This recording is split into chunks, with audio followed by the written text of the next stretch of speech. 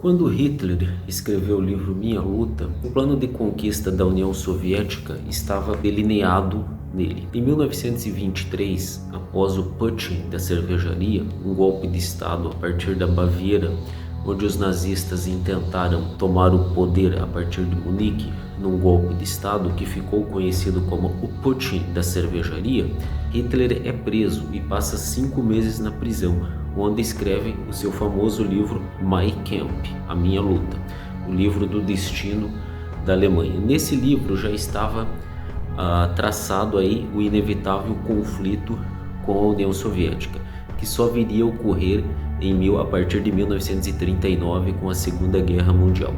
No entanto, nós devemos lembrar o seguinte fato: em 1939 houve o acordo, o Pacto Ribbentrop-Molotov, o chamado Pacto de Não Agressão entre os nazistas, entre a Alemanha nazista, liderada aí pelo ministro Ribbentrop e pelo ministro soviético Lomotov, em que ficou firmado um pacto de não agressão. Nos 3 primeiros anos de guerra, após ocupar a França, os Países Baixos, bombardear a Inglaterra e uma parte da Polônia já estar sob o domínio alemão, após 3 anos de intento, onde a Blitzkrieg alemão e a Wehrmacht, as forças terrestres alemãs, invadiram boa parte da Europa, em 22 de junho de 1942, Hitler descumpre o plano, o Pacto Ribbentrop-Molotov, e invade a União Soviética com mais de 180 divisões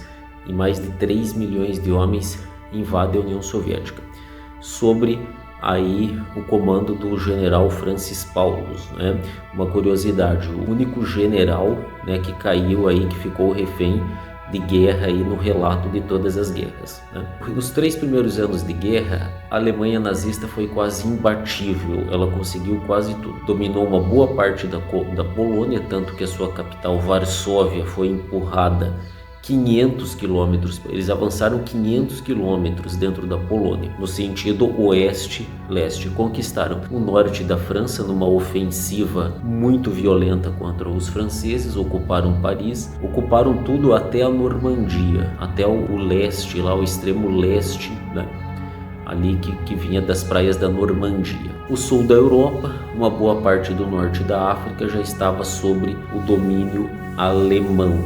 Em 22 de junho de 1942, Hitler quebra o acordo, o Pacto Ribbentrop-Molotov, e invade a União Soviética.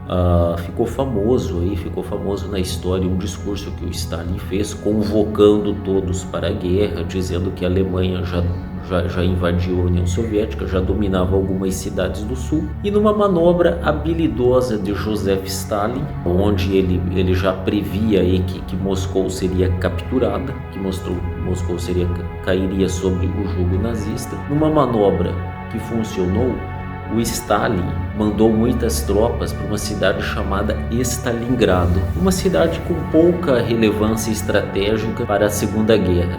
Mas o fato de que Stalin previu que uma cidade que tinha o nome dele não podia cair sob o domínio nazista, aguçou a ambição de Hitler. Por que Hitler queria Stalingrado? Era a cidade de Stalin.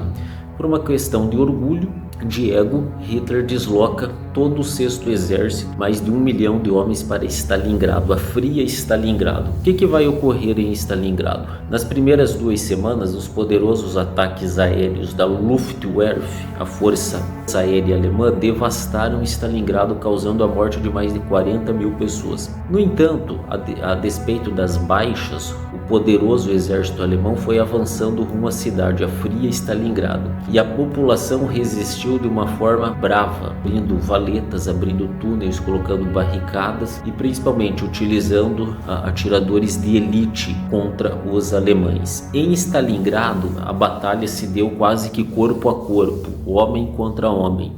O que ocorreu durante a Batalha de Stalingrado? A grande inversão da Segunda Guerra. Se até Stalingrado a Alemanha era uma força de ataque, era uma potência de ataque, a Blitzkrieg, a guerra relâmpago, poderosos ataques aéreos, os ataques coordenados e simultâneos, a partir de Stalingrado, essa é a cidade Essa é a batalha épica da Segunda Guerra. Os americanos falam do dia D, teve a sua importância lá no lado oeste, mas no fronte oriental, onde foram as principais atrocidades foram cometidas no fronte oriental, Stalingrado é um ícone. Porque Stalingrado houve a resistência civil. Os civis, junto com os militares, lutaram contra os nazistas. Os corpos eram enfileirados em ruas. Tamanha a agressividade do combate.